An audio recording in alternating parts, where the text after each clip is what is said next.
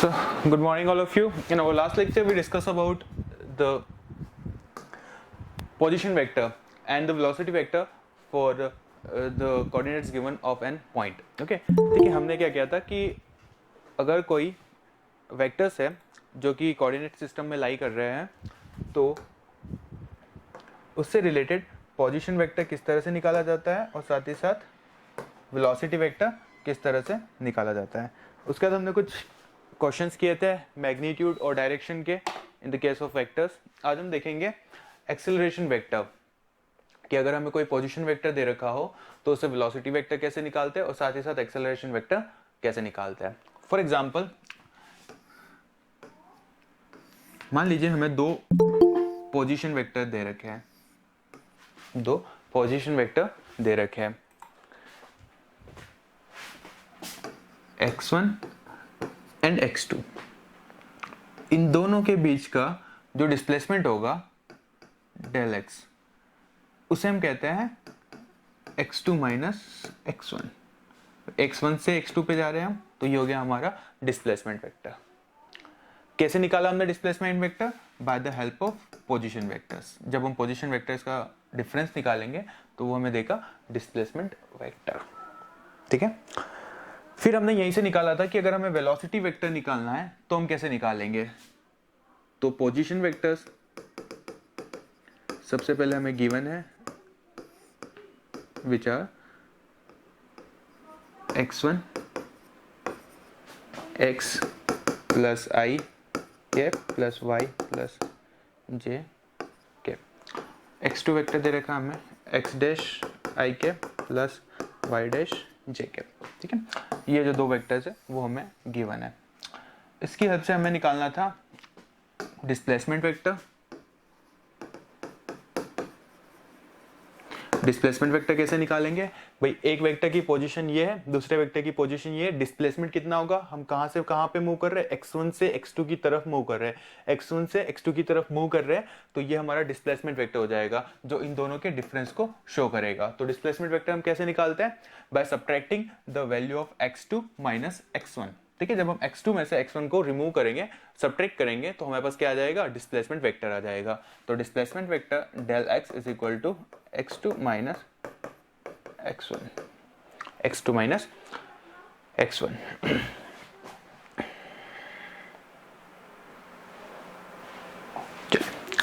Displacement vector के बाद इसको और इस तरह से लिख सकते हैं हम. x2 की वैल्यू क्या दे रखी है हमें? x dash I cap plus y dash j cap minus x I cap plus y j cap. दोनों को सब्ट्रैक्ट करेंगे तो यह आ जाएगा हमारा x dash minus x I cap plus y dash minus y j cap. ये आ गया हमारा डिस्प्लेसमेंट वेक्टर.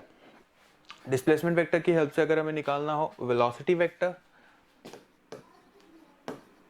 वेलोसिटी वेक्टर, तो वेलोसिटी वेक्टर को हम रिप्रेजेंट करते हैं वेक्टर v से. ये होता है हमारा वेलोसिटी वेक्टर. अब वेलोसिटी का फॉर्मूला क्या होता है हमारा? Displacement upon time. Displacement upon time. तो डिस्प्लेसमेंट वेक्टर हमें क्या दे रखा है? डेल x, जो कि किसके इक्वल है? x2 माइनस x1 के. अगर इसी को हम टाइम से डिवाइड कर देंगे तो क्या हमारे पास वेलोसिटी वेक्टर आ जाएगा? जी हाँ, अगर इसी को हम टाइम से डिवाइड कर देंगे तो हमारे पास वेलोसिटी वेक्टर आ जाएगा. Velocity vector v is equal to होता है हमारा del x divided by t और x2 minus x1 divided by t. या फिर हम इसे लिख सकते हैं x dash minus x I cap plus y dash minus y j cap divided by t. ये होता है हमारा वेलोसिटी वेक्टर. नाउ अब हम देखेंगे कि अगर वेलोसिटी वेक्टर हमें निकाल लिया, उसके बाद एक्सेलरेशन वेक्टर का कैसे फाइंड आउट कर सकते हैं. Let's see how to find out the acceleration vector.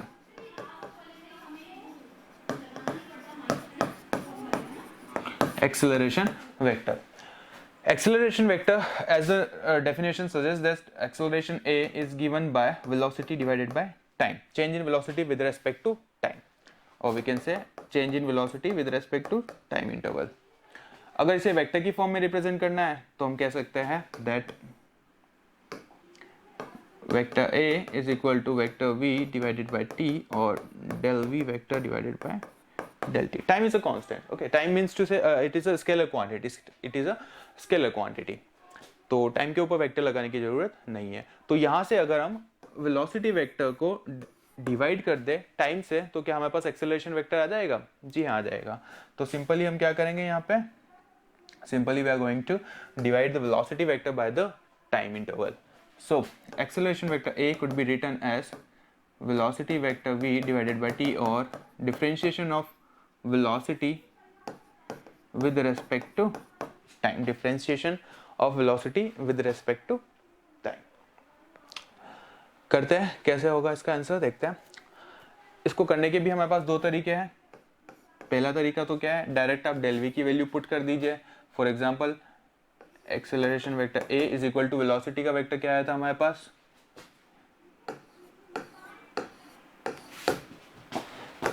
x dash minus x i cap plus y minus y dash minus y j cap divided by t already था। इसी को अगर हम एक बार और t से डिवाइड कर देंगे तो ये क्या हो जाएगा, हमारा एक्सेलरेशन वेक्टर हो जाएगा। ये क्या हो जाएगा, हमारा एक्सेलरेशन वेक्टर हो जाएगा। दूसरा तरीका, डायरेक्ट आप डिफरेंशिएट कर दीजिए। फॉर एग्जांपल अगर हमें वेलोसिटी वेक्टर v दे रखा है तो इसे डिफरेंशिएट कर दीजिए dv अपॉन dt, तो हमारे पास क्या आ जाएगा, एक्सेलरेशन वेक्टर आ जाएगा। हमारे पास आ जाएगा एक्सेलरेशन वेक्टर। तो एक बार रिवाइज करते हैं, देखते हैं किस तरह से हम, अगर पोजीशन वेक्टर हमें पता हो तो उससे वेलोसिटी वेक्टर कैसे निकालेंगे, वेलोसिटी वेक्टर से हम डिस्प्लेसमेंट वेक्टर, वेलोसिटी वेक्टर और उसके बाद एक्सेलरेशन वेक्टर कैसे निकालेंगे। सबसे पहले मान लिया हमने हमारे यहाँ पे x1 और x2 दो वेक्टर्स दे रखे, पोजीशन वेक्टर्स। इन दोनों को अगर हम डिफरेंस कर देंगे तो हमारे पास क्या आ जाएगा, डिस्प्लेसमेंट वेक्टर। अब अगर इसी डिस्प्लेसमेंट वेक्टर में हम टाइम से डिवाइड कर देंगे तो हमारे पास आ जाएगा वेलोसिटी वेक्टर।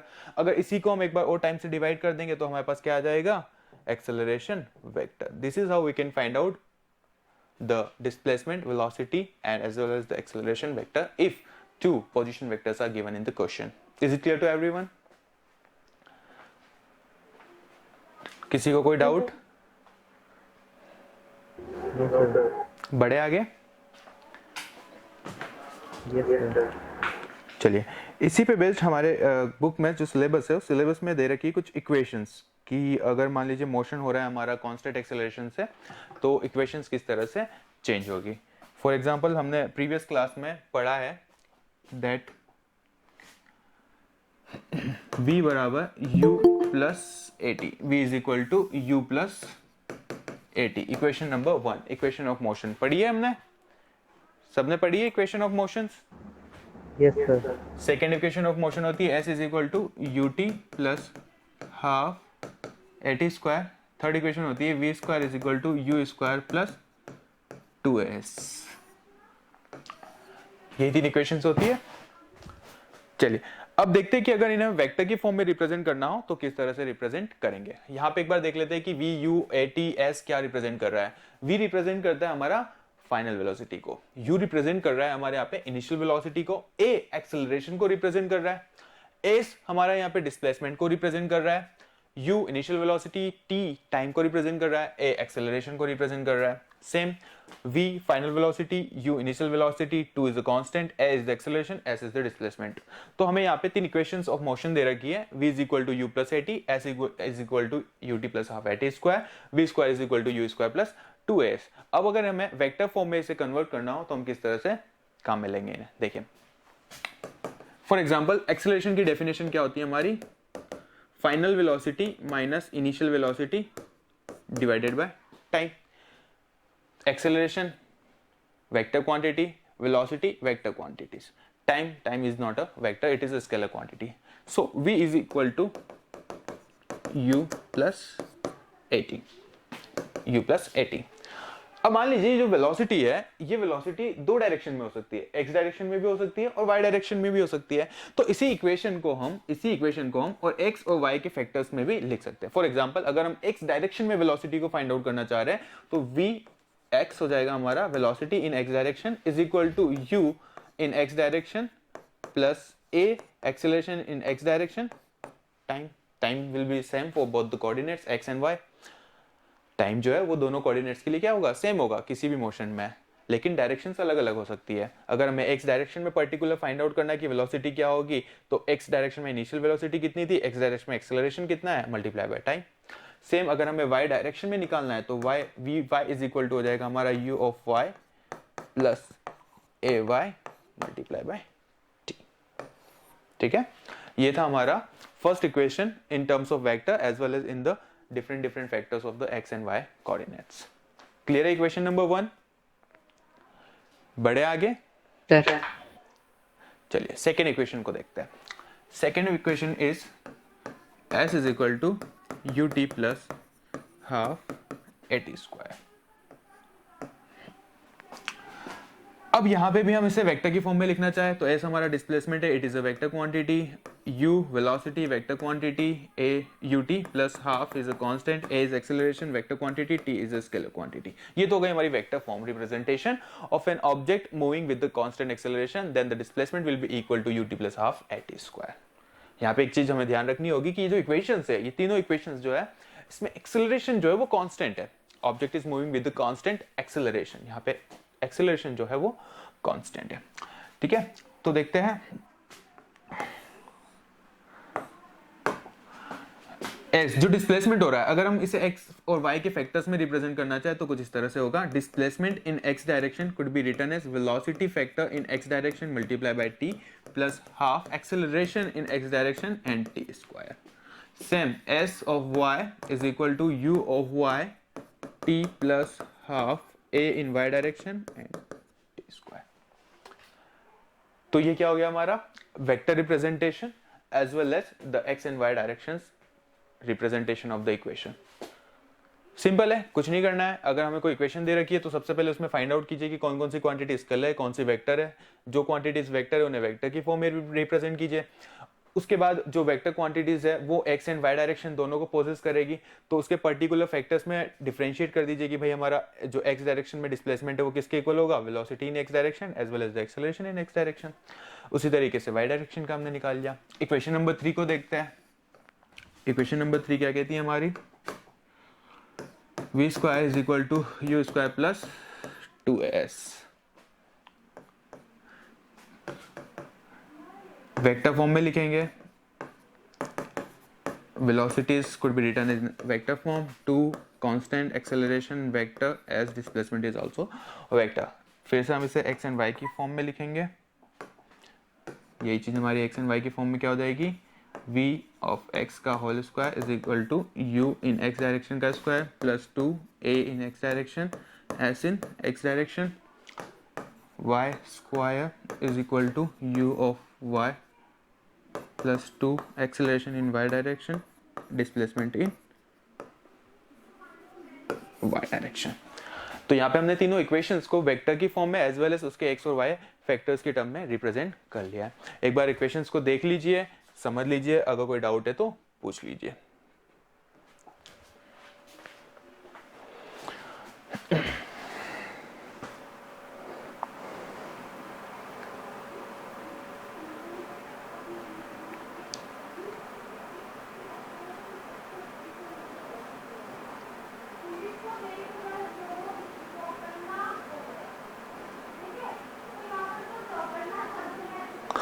क्लियर है सबको, बढ़े आगे, कोई डाउट?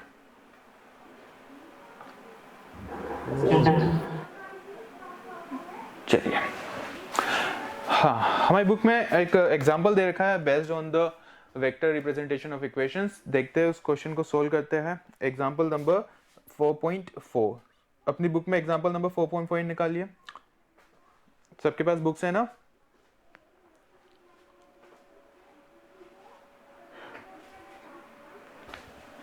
देखिए क्या क्वेश्चन क्या कहना चाह रहा है। The position of a particle is given by r is equal to 3t I cap, r is equal to 3t I cap plus 2t square j cap plus 2t square j cap plus 5k plus 5k। ठीक है, ये क्या हो गया हमारा, एक particle जो है उसकी पोजीशन का वेक्टर दे रखा है हमें, पोजीशन वेक्टर की मैंने, where t is in second and the coordinates have the proper units for r to be in meters। ठीक है, हमें यहाँ पे जो कोऑर्डिनेट्स की यूनिट दे रखी है वो मीटर में दे रखी है। ठीक है, okay, so find vt and at of the particle, find the magnitude and the direction of vt at t is equal to 1 second। a really very good question। इस देखिए, एक होता है हम थ्योरी पढ़ते हैं, थ्योरी के बाद हम डेरिवेशंस करते हैं, उसके बाद हम मैथमेटिकल एक्सप्रेशंस निकालते हैं। ठीक है, यहां तक क्या होता है कि कंसेप्ट बिल्ड होता है, लेकिन जो एक्चुअल प्रॉब्लम जो को जब हम सॉल्व करते हैं, कोई न्यूमेरिकल्स को सॉल्व करते हैं, तो वहां से हमारे कंसेप्ट क्लियर होता है, वहां से हमारे कंसेप्ट क्लियर होता है। अब ये क्वेश्चन दे रखा है जिसमें हमें एक पोजीशन वेक्टर दे रखा है और हमें क्या निकालना है, velocity vector vt as well as the acceleration vector at। अब देखिए यहां पे वेलोसिटी वेक्टर को किस तरह से रिप्रेजेंट किया गया है, v of t and a of t। It means कि ये जो वेलोसिटी वेक्टर है वो टाइम डिपेंडेंट है, और यहाँ पे जो एक्सेलरेशन वेक्टर है वो भी टाइम डिपेंडेंट है, it is a time dependent vector. और हमें पूछा क्या है साथ ही साथ, find the magnitude and the direction of vt at t is equal to 1 second. और हमें ये भी पूछा है, पहला क्वेश्चन तो ये दे रखा है इसमें कि v of t and a of t हमें निकालना है। सेकेंड क्वेश्चन हमें गिवन है कि हमें निकालना है v of t velocity vector at time t is equal to 1 सेकेंड। t is equal to 1 second पे वेलोसिटी कितनी होगी, उसका मैग्नीट्यूड और डायरेक्शन हमें निकालना है। चलिए, बहुत अच्छा क्वेश्चन है, करते सॉल्व करते हैं, किस तरह से करेंगे देखते हैं। सबसे पहले हमें r दे रखा है, r मींस टू से पोजीशन वेक्टर दे रखा है, इसे आप r लिख दीजिए, डेल r लिख दीजिए, एक ही बात है, ये पोजीशन वेक्टर को रिप्रेजेंट कर रहा है। ठीक है,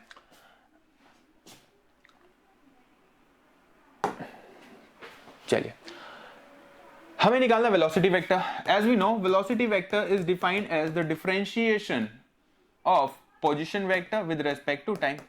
यही होता है हमारा, v इज इक्वल टू क्या होता है, डिस्प्लेसमेंट अपॉन टाइम होता है।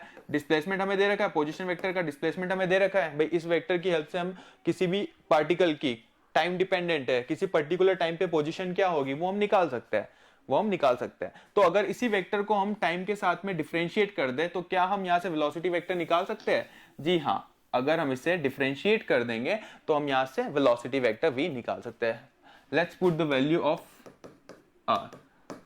r of t is given as 3t ik plus 2t square jk plus 5kk divided by, or we can say differentiate by the time। Differentiation पढ़ा है आप सबने mathematics में? नो सर, नहीं पढ़ा है? चलिए एक ब्रीफली इंट्रोडक्शन कर लेते हैं डिफरेंशिएशन का। डिफरेंशिएशन का फॉर्मूलाज देखिए, अगर हम किसी x को डिफरेंशिएट कर रहे हैं t के रेस्पेक्ट में, और जहां पे x इज इक्वल टू है हमारा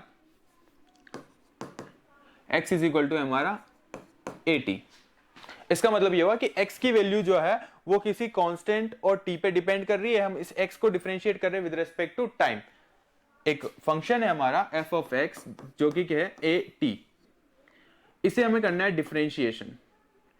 तो इसका डिफरेंशिएशन होता है कि जब भी किसी क्वांटिटी के साथ में हमारा कोई कांस्टेंट एसोसिएटेड होता है, तो वो कांस्टेंट जो है वो डिफरेंशिएशन से बाहर आ जाता है। जो कांस्टेंट होता है वो डिफरेंशिएशन से क्या आ जाता है, बाहर आ जाता है। तो यहां पे अगर हम देखें तो इसी फॉर्मूला को अगर हम अप्लाई करें तो हमारे पास differentiation of 3t ik plus 2t square jk plus 5kk पे अपॉन dt है। ठीक है, इसका डिफरेंशिएशन अगर हम करेंगे तो हमारे पास देखिए 3 कांस्टेंट है, t हमारी सिंगल टर्म है, dt अपॉन dt 1 हो जाएगा, साथ ही साथ हमारा कांस्टेंट 3 है, तो इसकी वैल्यू आ जाएगी हमारी 3। जब भी हम at का डिफरेंशिएशन करेंगे, if f of x is equal to at, then df of x upon dt is equal to हो जाएगा हमारा a। जब भी कोई कांस्टेंट से हम डिफरेंशिएट करेंगे t को विद रिस्पेक्ट टू टाइम तो हमारे पास आ जाएगा वैल्यू a। तो यहाँ पे हमारा देखिए 3t दे रखा है, तो 3t अपॉन dt करेंगे तो क्या हो जाएगा हमारा, 3 कांस्टेंट है बाहर आ जाएगा, dt अपॉन dt कितना हो जाएगा, 1 हो जाएगा। सेम अगर हमें यहाँ पे पावर दे रखी हो, अगर यहीं पे हमारा पावर दे रखा हो, at स्क्वायर दे रखा हो, तो उस केस में क्या होगा हमारा, उस केस में डिफरेंशिएशन होगा हमारा n t की power n minus 1 n t की पावर n माइनस 1। और अगर यहीं पे हमें a भी दे रखा है तो इसके बाद आ जाएगा कांस्टेंट बाहर a। डिफरेंशिएशन तो यहाँ पे देखिए कांस्टेंट कितना है 2 है, कांस्टेंट आ जाएगा बाहर। n की जगह कितनी है वैल्यू 2 है, तो n की जगह क्या रखेंगे हम 2 रखेंगे। t की जगह क्या है t है, n की जगह क्या है 2 है, माइनस क्या आएगा 1 आएगा -1। तो 2t स्क्वायर का डिफरेंशिएशन क्या होगा हमारा 2t स्क्वायर का डिफरेंशिएशन होगा 2 पावर का 2 आएगा आगे t पावर -1, तो ये हो जाएगा हमारा 4t, ये हो जाएगा हमारा 4t। फॉर एग्जाम्पल मान लीजिए हमें यहाँ पे अगर दे रखा होता 2t क्यूब, अगर मान लीजिए हमें यहाँ पे दे रखा 2t क्यूब, तो क्या करते हैं हम, a कांस्टेंट है बाहर आ जाएगा, t की पावर n दे रखा है, फॉर्मूला क्या होता है हमारा n t की power n minus 1, n is equal to 3 है, n आगे आ गया, t की पावर n माइनस 1, 3 माइनस 1 कर दिया, तो ये हो जाएगा हमारा 6t स्क्वायर। क्लियर है सबको। अगर मान लीजिए इसी का एक और बार डिफरेंशिएशन करने को कह देता, इसी का एक और बार डिफरेंशिएशन करने का कह देते, तो क्या होता है 6 इज अ कांस्टेंट बाहर आ जाएगा, t की पावर 2, n की जगह कितना दे रखा है 2 दे रखा है, 2 आगे आ जाएगा, 2 आगे आ जाएगा, t की पावर n माइनस 1, 2 माइनस 1 हो जाएगा, यहाँ पे 6 2 जा 12, t हो जाएगा 2 माइनस 1, 1 t की पावर 1, 12t हो जाएगा। इसी का मान लीजिए एक और बार डिफरेंशिएशन करने को कह दे, वो इसी का मान लीजिए एक और बार डिफरेंशिएशन करने का कह दे, तो कैसे करेंगे हम, सिंपल है, 12 क्या आपका कांस्टेंट है, 12 बाहर आ जाएगा, dt अपॉन dt कितना हो जाएगा 1 हो जाएगा, आंसर कितना आ जाएगा हमारा 12 आ जाएगा। क्लियर है सबको। ये हमारा बेसिक डिफरेंशिएशन। तो यहाँ पे हमें क्या दे रखा है 2t स्क्वायर दे रखा है, तो 2t स्क्वायर में 2 कांस्टेंट है बाहर आ गया, n की जगह 2 दे रखा है, n t की power n minus 1, n t की पावर n माइनस 1, 2 माइनस 1, साथ ही यहाँ पे क्या दे रखा है आई कैप दे रखा है, आई कैप एज इट इज आ जाएगा, जे कैप दे रखा है, जे कैप एज इट इज आ जाएगा, प्लस 5।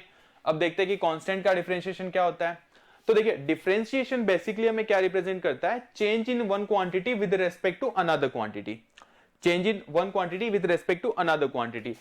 मान लीजिए ये एक्स और वाई का ग्राफ है, ये एक्स है ये वाई है, तो dy बाई dx हमें क्या रिप्रेजेंट कर रहा है, dy बाई dx हमें रिप्रेजेंट कर रहा है कि x के रेस्पेक्ट में y में कितना चेंजेस आ रहा है, x के रेस्पेक्ट में y में कितना चेंजेस आ रहा है। तो मान लीजिए अगर हमारा ग्राफ जो है वो कांस्टेंट हो, ग्राफ जो है वो कांस्टेंट हो, तो क्या यहाँ पे x के रेस्पेक्ट में y में कोई चेंजेस आ रहा है, क्या x के रेस्पेक्ट में y में कोई चेंजेस आ रहा है, बताइए। No sir. नहीं आ रहा है। तो जब x के रेस्पेक्ट में y में कोई चेंजेस नहीं है तो dy by dx is equal to कितना हो जाएगा 0 हो जाएगा। किस केस में, जब हमारे पास कोई कांस्टेंट वैल्यू गिवन हो।